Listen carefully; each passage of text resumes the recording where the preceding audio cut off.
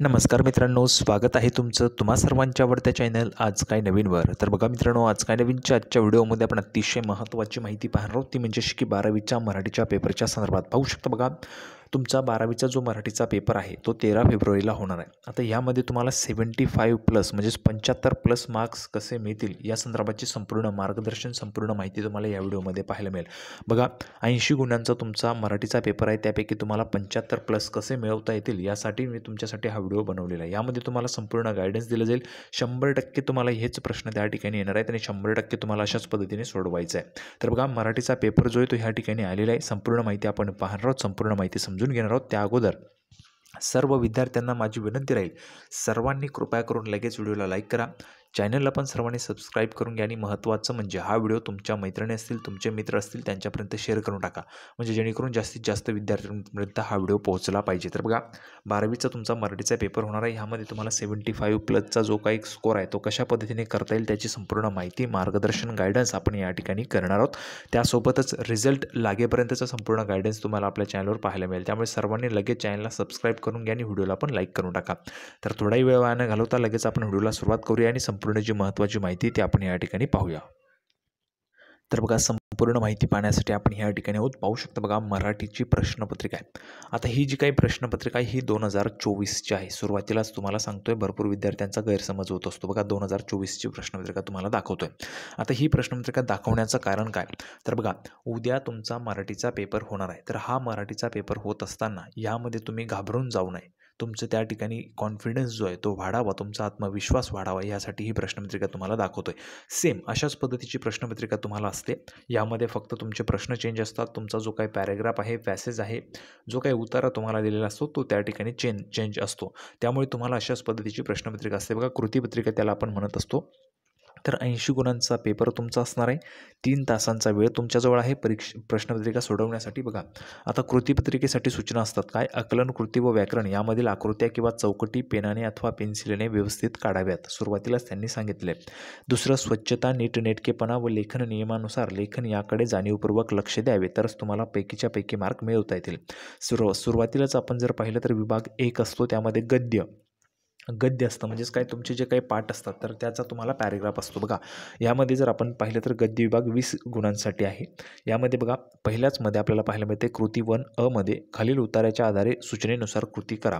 तर 8 गुणांसाठी प्रश्न पहिला असेल, असेल. तर बघा, काय त्या ठिकाणी दिलेला आहे, उतारा तुम्हाला दिलेला आहे. त्या उताराच्या आधारेच तुम्हाला ह्या ज्या काही कृती त्या कृती करायच्या असतात. कुठल्याही पद्धतीचं टेन्शन घ्यायचं नाही. अतिशय सोप्या पद्धतीने तुम्ही सॉल्व्ह करू शकता.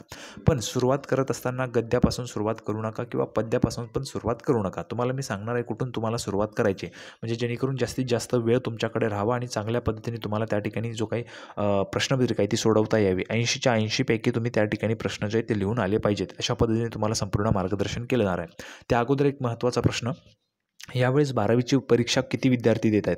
12वीची परीक्षा म्हणजेच इंग्रजीचा पेपर कोणत्या विद्यार्थ्यांनी दिला किंवा मग 12वीची परीक्षा कोणकोणते विद्यार्थी किती विद्यार्थी देत आहेत त्यांनी कमेंट बॉक्समध्ये 12वी लिहून पाठवा. आणि त्यासोबतच 10वीची परीक्षा देणाऱ्या विद्यार्थ्यांनी पण 10वी लिहून पाठवायचे. कोणकोणते विद्यार्थी 10वीचे विद्यार्थी हा व्हिडिओ पाहत आहेत त्यांनी पण कमेंट बॉक्समध्ये 10वी लिहून पाठवा. सर्व विद्यार्थ्यांनी कमेंट बॉक्समध्ये एकही विद्यार्थ्यांनी न चुकता लिहून पाठवायचे. तर बघा, या ठिकाणी पहिला प्रश्न काय, चौकटी पूर्ण करा. आता या चौकटी दिलेल्या आहेत, या पूर्ण करायच्या आहेत. बघा, विचारांची गती म्हणजे दिशाविहीन गती म्हणजे काय? तर तुम्हाला उतारा दिला आहे त्यामधून तुम्हाला सोडवायचे. 2 गुणांसाठी अगदी सोपं असतं. फक्त तुम्हाला तुमचा जो उतारा दिलेला आहे तो उतारा तुम्हाला पाहायचा आहे आणि त्यामधून तुम्हाला उत्तरं शोधायची आहेत. बघा, पाहू शकता, कारणे लिहा. 2 गुणांसाठी आहे. माणूस घरातून दारात आला की वाहनावर आरूढ होतो. कारण 2 कारणे या ठिकाणी तुम्हाला द्यायचे, 2 गुण होणार आहे. तर बघा, अशा पद्धतीचा हा जर आपण पाहिलं तर तुम्हाला या ठिकाणी दिलेला हे आहे, उतार आहे. आणि या उताराच्या आधीच तुम्हाला त्या ठिकाणी तुमचं जे काही उत्तर आहे ते लिहायचे. बघा, दिशाविहीन गती ही अधोगती ठरते. बघा, जर आपण पाहिलं तर दिशाविहीन गती म्हणजे काय, तर अधोगती. अशा पद्धतीने तुम्हाला 2 गुण. बघा, या ठिकाणी 1 गुणांसाठी मी तुम्हाला सांगूनच दिलेलं आहे. बघा, अशा पद्धतीनेच तुम्हाला येईल. बघा, हेच येईल असं नाही. तुम्हाला सुरुवातीला सांगतो, बहुतेक विद्यार्थ्यांचा त्या ठिकाणी गैरसमज होतो की हीच प्रश्नपत्रिका असेल म्हणून. बघा, ही प्रश्नपत्रिका मागच्या वर्षीची आहे. मागच्या वर्षीची सेम पुढच्या वर्षी येत नाही. परंतु अशाच पद्धतीने तुम्हाला पद्याचा म्हणजेच कुठलाही पाठ असेल त्या पाठाचा त्या ठिकाणी पॅराग्राफ जो उतारा असेल तो घेतला जाईल आणि त्यानुसार तुम्हाला चौकटी पूर्ण करा, कारणे लिहा, जोड्या जुळवा, अशा पद्धतीने वेगवेगळे प्रश्न तुम्हाला विचारले जातात. बघा, हा उतारा आहे आणि ह्या उताराच्या सर्वात महत्त्वाचा प्रश्न बघा, 4 गुणांसाठीचा सर्वात महत्त्वाचा प्रश्न, हा प्रश्न तुम्हाला सोडायचाच नाही. हा हातचे मार्क्स आहे तुमचे. कोणता सोडायचा नाही, परंतु हा तर लिहायचाच आहे. बघा, स्वमत अभिव्यक्ती यामध्ये काय बघा, यथाप्रमाण गती ही गरज आहे, हे विधान तुमच्या शब्दात स्पष्ट करा. हा पॅरेग्राफमधला आहे. किंवा मध्ये किंवा वाहन चालवत असताना कोणती काळजी घ्यावी ते सविस्तर लिहा. फक्त 8 ओळी लिहायच्या आहेत तुम्हाला. फक्त 8 ओळी तुम्हाला या ठिकाणी स्वमताच्या लिहायच्या आहेत. तुमचं मत आहे बघा, वाहन चालवत असताना कोणती काळजी घ्यावी, तुम्हाला काय वाटतंय, कशी काळजी घेतली पाहिजे, तर ते तुम्ही कमेंट बॉक्समध्ये लिहून पाठवायचं आहे. ठीक आहे. वाहन चालवताना डाव्या साईडला चाललं पाहिजे, अशा पद्धतीने जे काही तुम्हाला त्या ठिकाणी तुमचं मत आहे ते सविस्तररित्या तुम्ही या ठिकाणी लिहायचे. 4 गुण तुमचे या ठिकाणी हमखास मिळणार आहेत. स्वमत आहे त्यामुळे कुठल्याही पद्धतीचे मार्क्स तुमचे कापले जात नाही.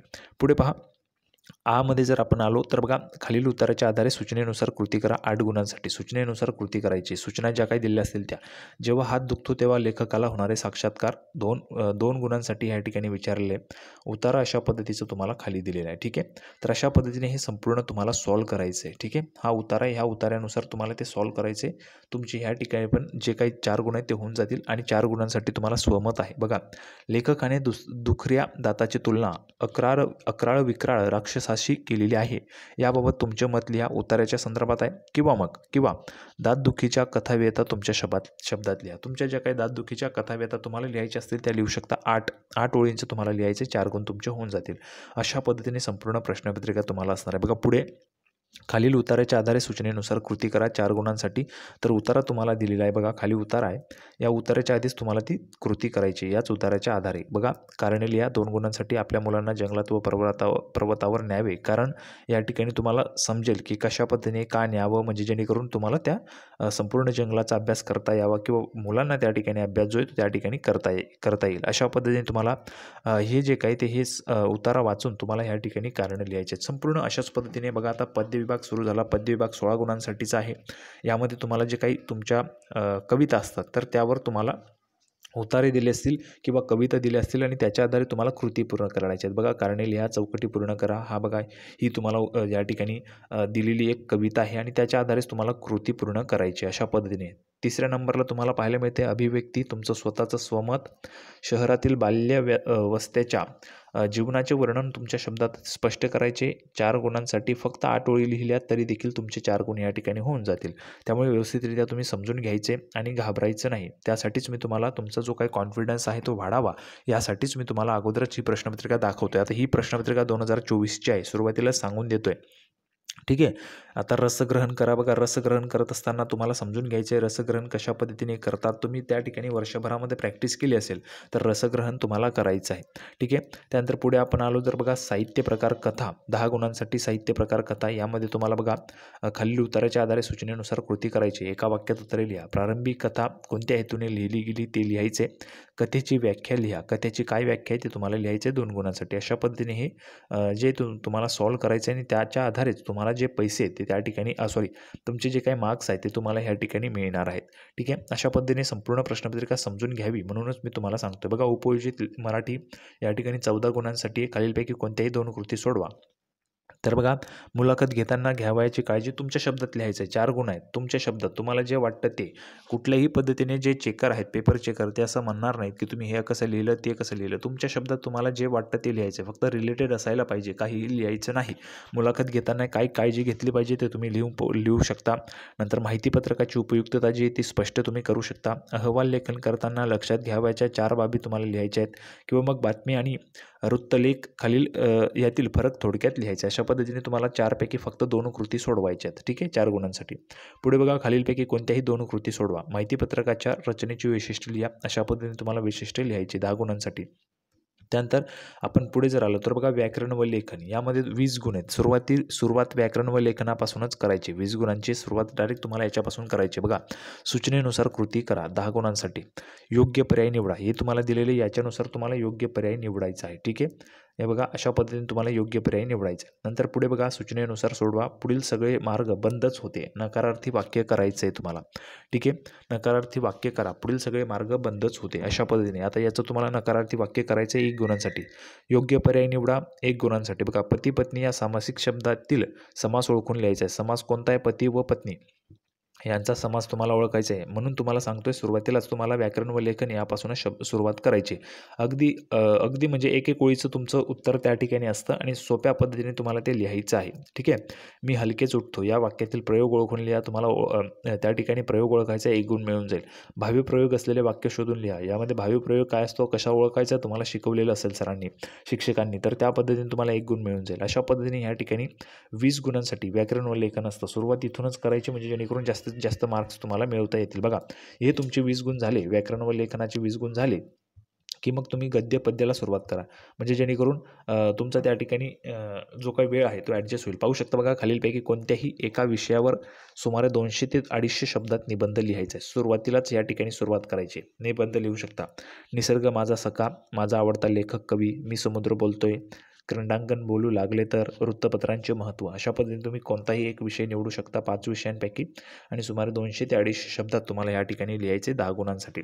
बघा, सुरुवातीला आपण पद्यापासून सुरुवात करतो, गद्यापासून मग व्याकरण व लेखन आणि इथपर्यंत येईपर्यंत वेळ आपल्याला पुरत नाही, 10 गुण आपले राहून जातात. त्यामुळे सुरुवात इथूनच करायची. ज्या प्रश्नाला जास्तीत जास्त मार्क्स तिथून सुरुवात करायची आणि हळूहळू तुम्ही सर्वच्या सर्व पेपर कव्हर करू शकता. त्यामुळे व्याकरण व लेखनापासून सुरुवात करायची. अशाच पद्धतीची तुमची प्रश्नपत्रिका असणार आहे. फक्त विषय वेगळे असतील, तुमचे प्रश्न वेगळे असतील, तुमचा पॅराग्राफ वेगळा असणार आहे. त्यामुळे सर्वांनी लक्षात घ्या. भरपूर विद्यार्थ्यांना वाटतं की प्रश्नपत्रिका तुम्ही अगोदर दाखवता ती येतच नाही. तर बघा, ही 2024ची प्रश्नपत्रिका आहे. परत त्याच प्रश्नपत्रिका येणार नाही. सर्व विद्यार्थ्यांनी समजून घ्या. ठीक आहे. तर अशा पद्धतीने संपूर्ण माहिती मी तुम्हाला सांगितलेली आहे. सर्वांना व्हिडिओ आवडला असेल तर व्हिडिओला लाईक करा. चॅनलला सर्वांनी सबस्क्राईब करून घ्या. अशाच पद्धतीचे नवीन अपडेट घेऊन पुढच्या व्हिडिओमध्ये पुन्हा एकदा भेटूया. तोपर्यंत धन्यवाद.